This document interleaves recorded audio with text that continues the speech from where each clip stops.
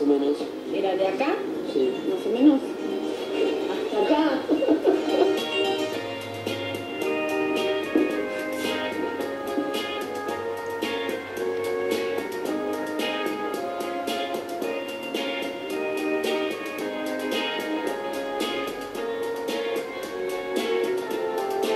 Mis amigos no me dijeron nada, ni me dicen nada, porque todo el mundo transpira un poco, es normal.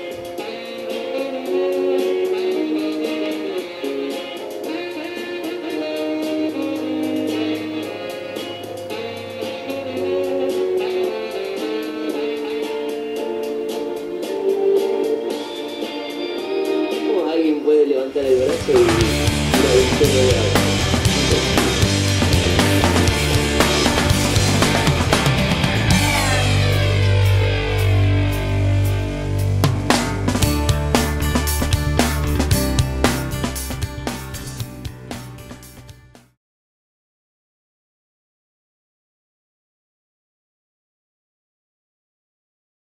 Feelings come from those chemicals that the body produces as reactions to those senses. They produce chemicals, and then they connect with those chemicals, and they pass the message through the body.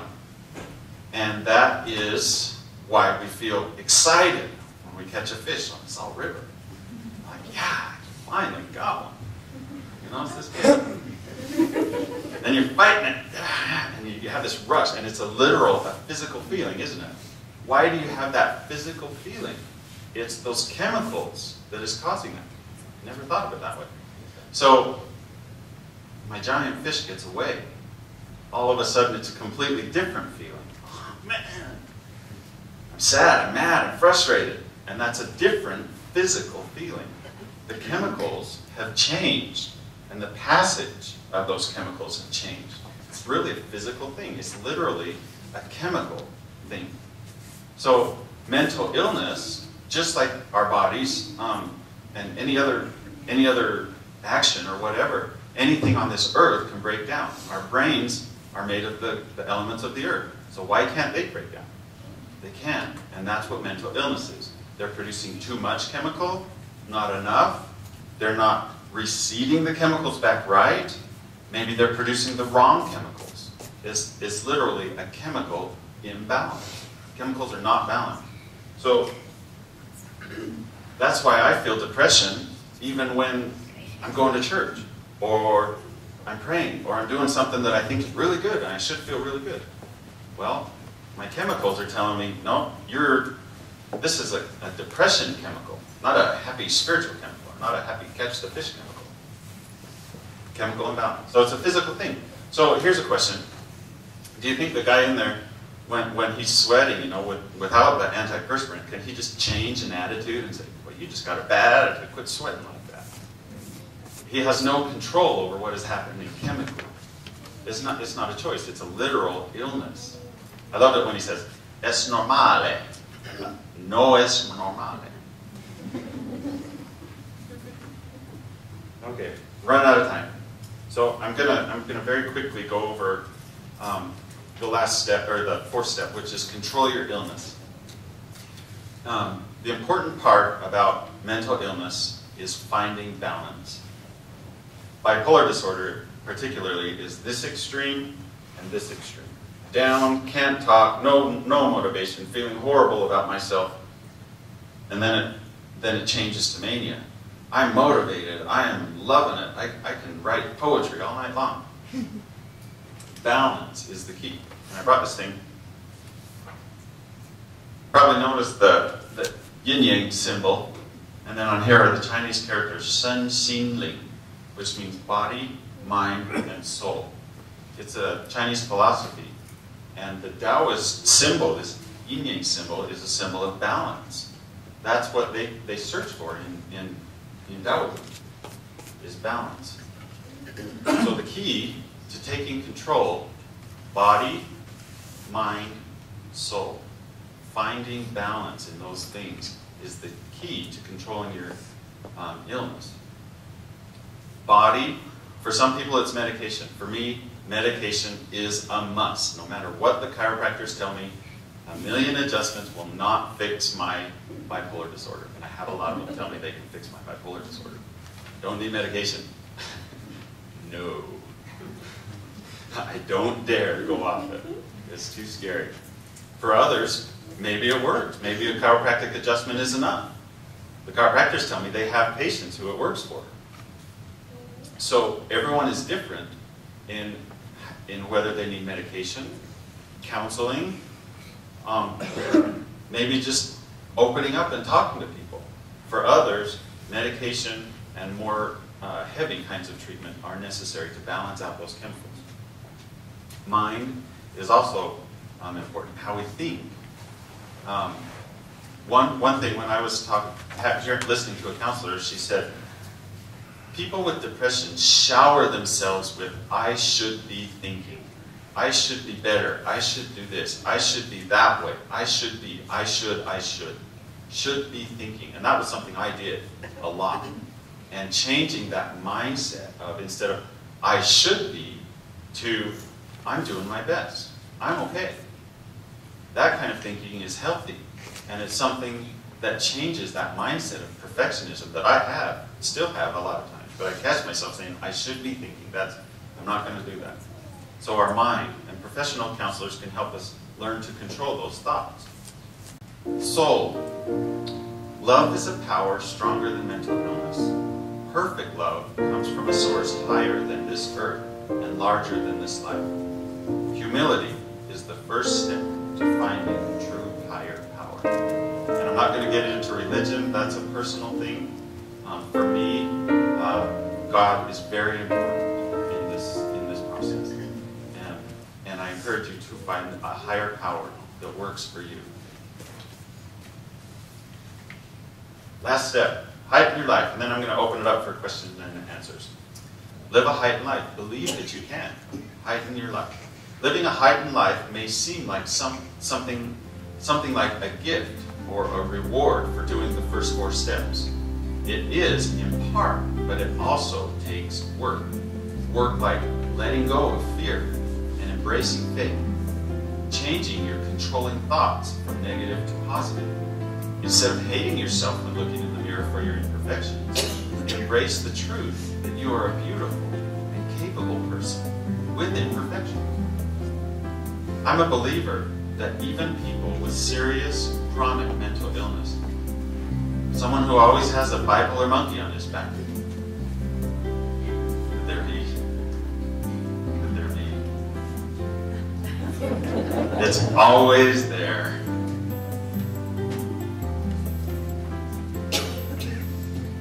Even someone like me, who always has a bipolar monkey on his back, can find and live their dreams. But the dreams have to be reality. And that's something that people with mental illness have to discover and hold on to. It's reality. Reality dreams, not fantasy. Reality dreams take effort and work to make them happen. Sometimes they take reminders of when they are happening. I'm living a dream, even though I'm depressed. Okay, so that's the 5 steps. Now I'd like to open up the floor to questions and answers.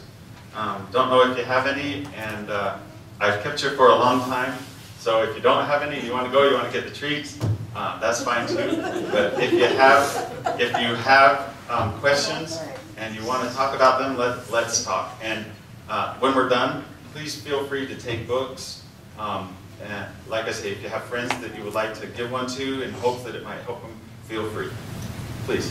Did you notice, as you were growing up, was there symptoms or things that you noticed, and how you can look back now and notice as you were younger? Most definitely. Most definitely. I had a hard time going to sleep at night. And I had a hard time getting up in the morning. My cycle is daily. I'm manic in the evening. You notice tonight I have a lot of energy, and that's mania. What you're seeing here is mania. If you see me in the morning, ask my kids. Depression. My cycle is daily, and at night I feel really good. And that's how I was as a child growing up. Not as extreme as it is now. But yeah, that was one. Another was obsessive thoughts.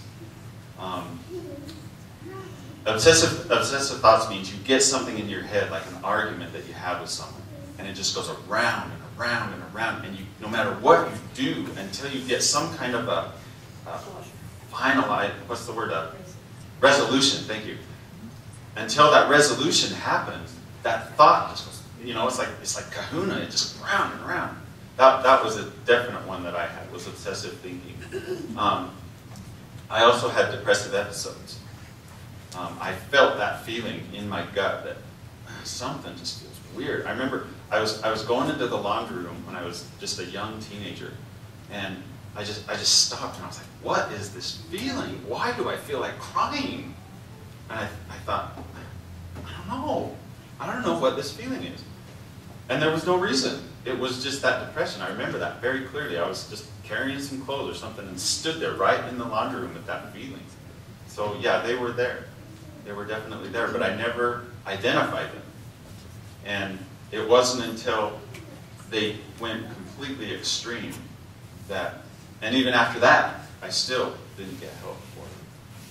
Please. Is there someone in the valley or some place in the valley that treats or works with manic depressive people? I looked on the internet. I usually recommend NAMI, N-A-M-I. But I'm sure that doesn't exist here. Not in Star Valley. I couldn't find them, and I tried to contact the people. I think there's one in Casper and Evanston and other places, but in Star Valley I couldn't find one. I was hoping there would be a representative from a mental health clinic come tonight. Please. Yeah, I'm the director of the Mental Health Center. There you go. There you go. There is no NAMI. Yeah, there's no NAMI chapter in this area. That's usually for family members who are supporting those who have mental illness. But we do have the High Country Behavioral Health here in town. We offer services in Thane and Alpine. Is that the old hospital? Yeah, that's the old hospital a block behind the Maverick. Thank you. So we have a professional. Yep. Thank you for coming. Am I on even close? Oh, you're right on track. Okay. Have to have a professional listen. What happens as a therapist, a lot of times we see people come in with the illness. We don't see people coming out on the other side that's successfully balanced it and are keeping their lives in order.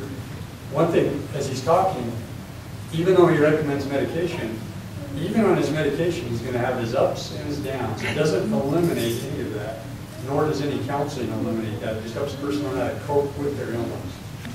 Thank you. Thank you for coming. I'm so glad you came. Please. I have a question. You hear it on these talk shows, and my husband hears it like on Coast to Coast.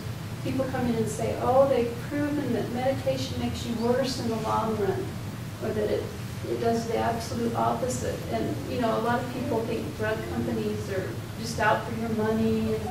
And you hear all this stuff, but what do you feel about that? Every individual is different, and medication affects each individual differently. I take different medication than my mom does. For some people, it works, and I can tell you an experience. There was one time, I have to see my psychiatrist once a year in order to keep my prescriptions going. And every year he says, okay, there's all these new medications that came out during the year. Do you want to try them? And that's a scary thing. One time I took him up on it. He said, this Geodon, it is awesome. I have patients that are just doing so good. I said, all right, I'll try Geodon. And I got on the Geodon. It takes about a month to really know if it's working or not, which is painful. And so about a month later, I was on Geodon and I was off all my other meds. And I was feeling great. I mean, I was just flying. I'm like, yeah, this is working. I feel great. Well, ask my wife what happens when I start feeling really, really, really good. All of a sudden, it's really, really, really scary because that mania starts to go into psychosis.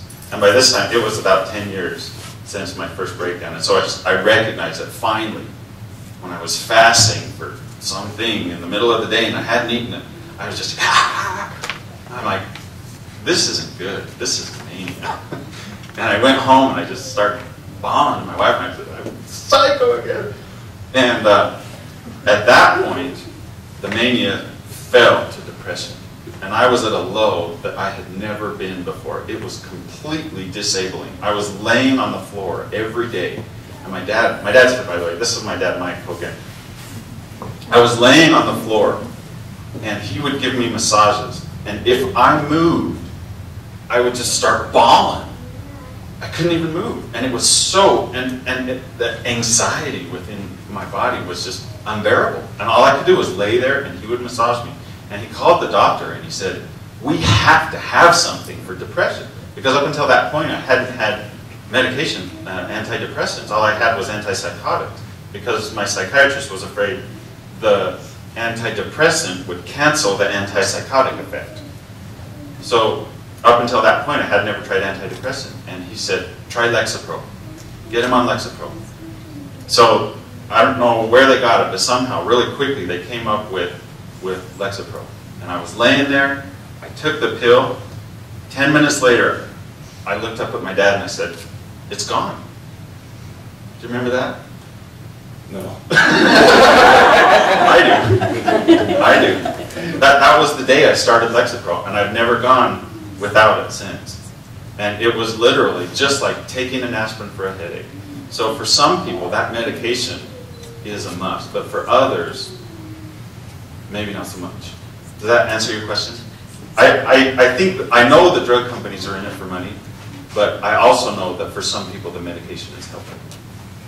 I have people I know who get their medication from Canada because it's so expensive here.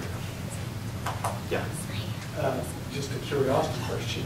Was your mother's condition anything like yours, or were they completely different?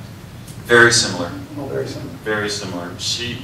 Hers was many years before, and understanding and medication and all those things that I have available to me weren't available to her.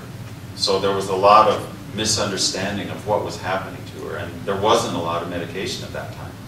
So, but the symptoms were very similar. The mania, the obsession, and the killer depression. Please, here, then here.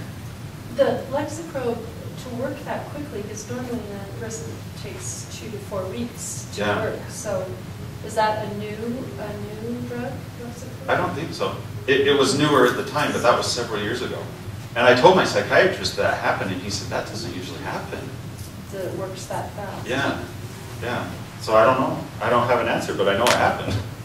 I remember it very clearly because that was the day that super serious depression finally found something that treated it. Please. If it's possible for you and then also for the professional over here, but I'm wondering do people ever get off of medication and do really well? Maybe sometimes they struggle if they're in a high stress environment, but some do, yes. The answer is yes. They get medication for a time and then they don't need it? But yep. Yeah. An example is postpartum depression. And other times, some people are on medication for a while and then go off it. I was actually part of a study that they were doing in Colorado where their theory was that the shift was caused by hormones. And they gave people who were willing to participate in the study an estrogen blocker. It was a really common drug. I can't remember the name of it, but it blocked estrogen. Used it in cancer patients all the time. And there were people who took this estrogen blocker, male and female, and their symptoms left. They were completely symptom-free. They were able to get off all of their meds. In fact, I told my wife when I heard that, I said, they might have found a cure for bipolar. And she's like, oh, here we go again. So my answer is yes, it is possible for some. Go ahead. I'm not here as part of the presenter, but I'll say we're lumping a bunch of mental illnesses in together. Yeah. Let's keep bipolar separate from just depression, because major depressive disorder is different. It can be treated differently. Bipolar disorder is a chemical imbalance. It's a biological imbalance, and we generally need to continue to take the medications. It's not something that I would toy with, like he's learned from his own experience. I'm going to keep taking them, they work, and I'm not going to test anything. And for a bipolar condition, that is your safest bet. It may be when somebody's younger and they're getting exposed to different things that they can try something and maybe get off for a while, but once you've seen the cycle that he's seen, you need to stay on it. one thing that a lot of people do is they'll go into a medical doctor, just your general practitioner, depressed. The doctor, not knowing that they've got a bipolar disorder, they give them an antidepressant that can swing them into the manic phase and can exacerbate the problem, make it worse. General practitioners are, they can prescribe, but they're not as educated in bipolar disorders or the spectrum of mental health disorders. So generally we want somebody that has a specialty in that area that's got additional training. Because you can treat a bipolar disorder just by treating that depression, and trying to elevate their mood, it elevates them into a manic phase, and it can be more harmful. That's why my psychiatrist wouldn't give me antidepressants at first. He was afraid of that very thing. Yeah. The other thing just I want to say is if somebody tries to go on their meds and go off their meds, it seems like the more people go off their meds, they go down a couple of notches, and it's harder to get back up to the level of functioning that they were at before. So if you find something that works with a bipolar disorder, I'm not talking about depression or anxiety or other things, specifically bipolar, continue to take that cocktail that the doctors have figured out works for your particular body and stay with it. Okay, did you have a question?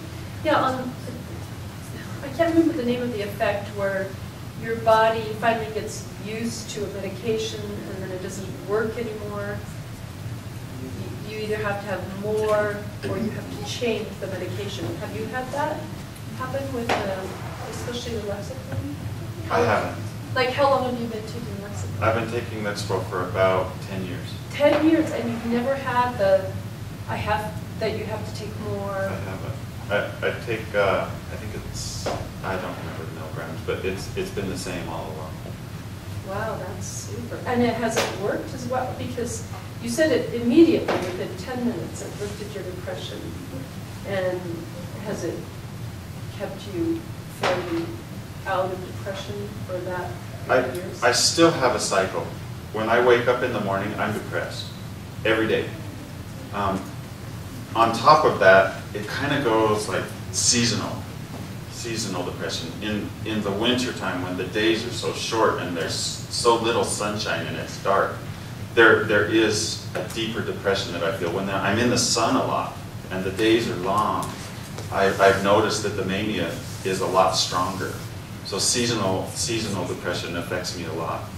And then there are other times when just events, things that I'm worried about also influence that depression and can start that, just bring me down and try to hold me down. In fact, before I came here this last week, I was in a deep depression.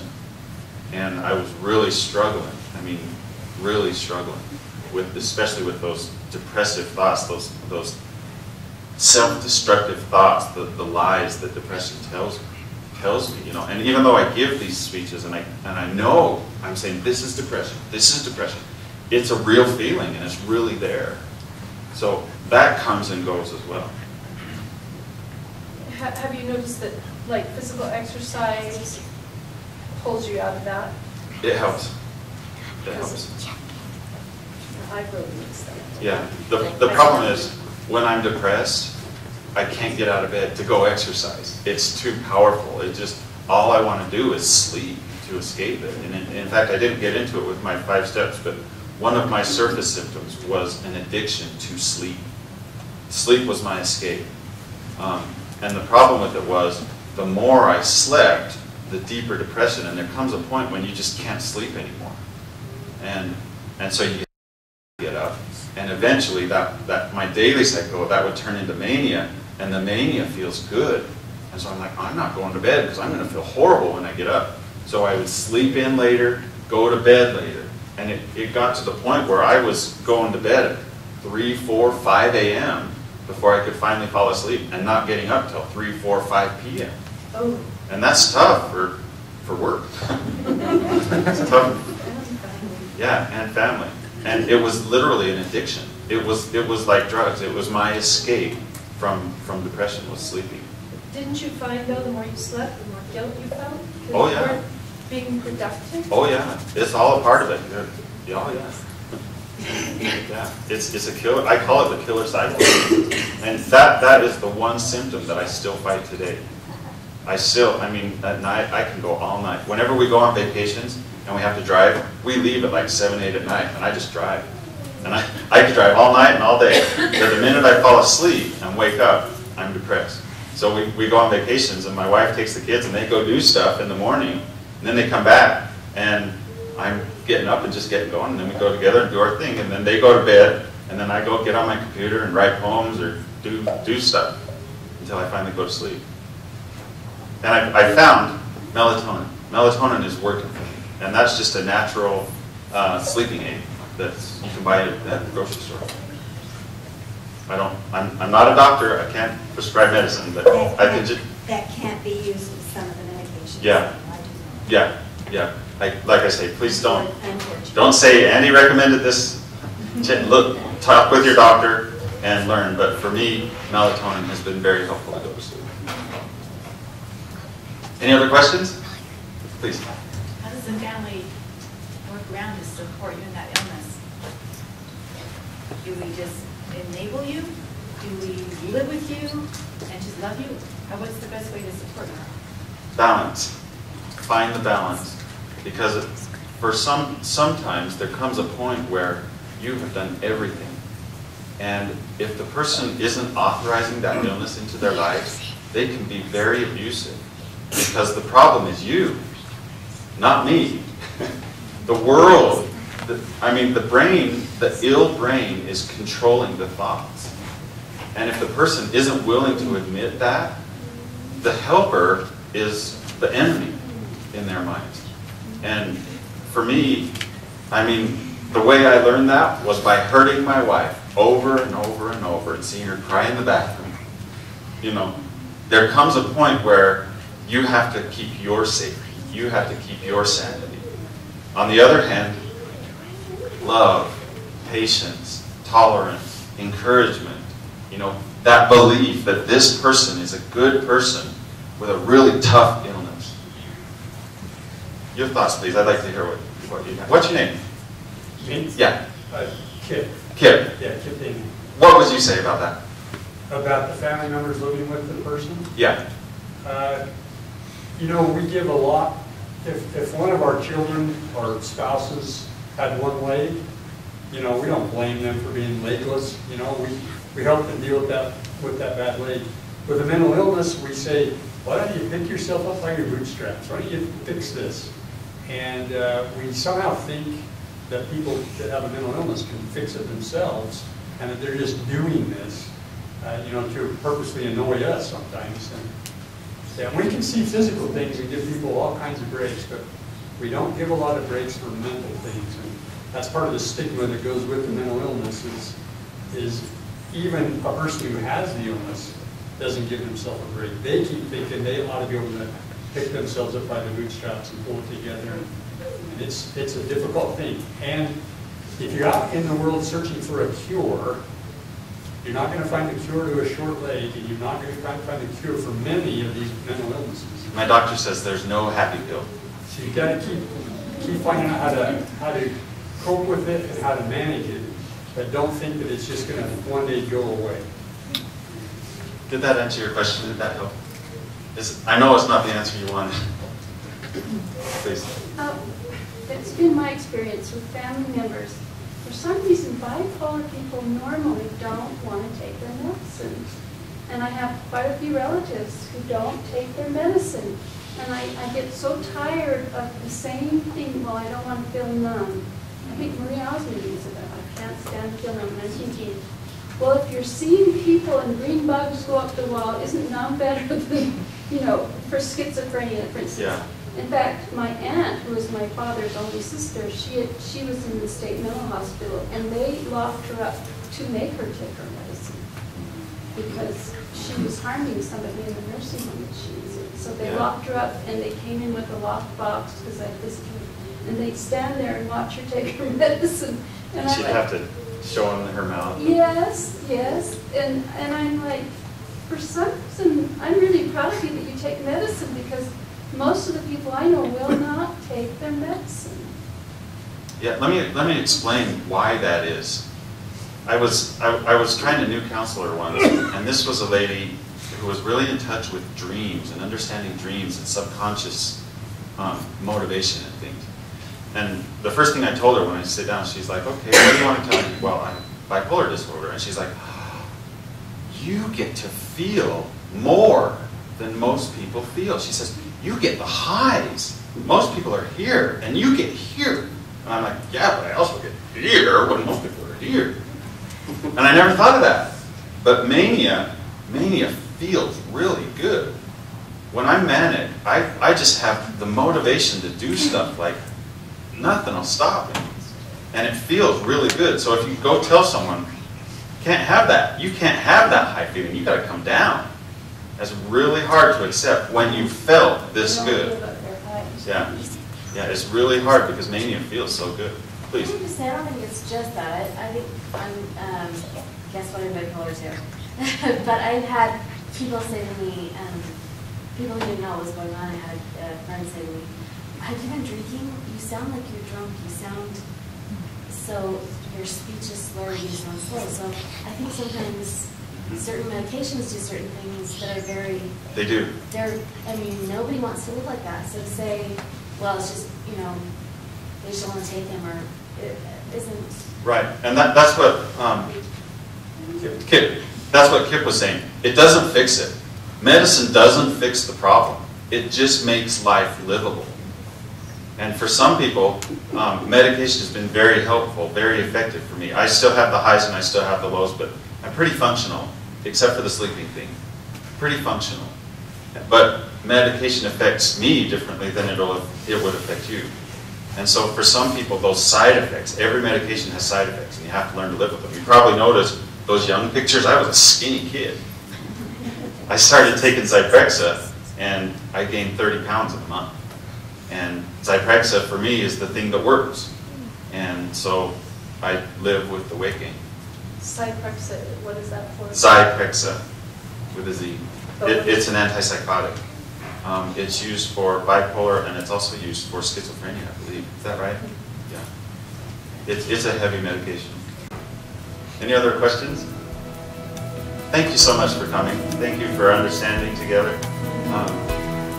Kathy's so awesome. She's brought refreshments, so please help yourselves. And good luck. Best to you. Thank you.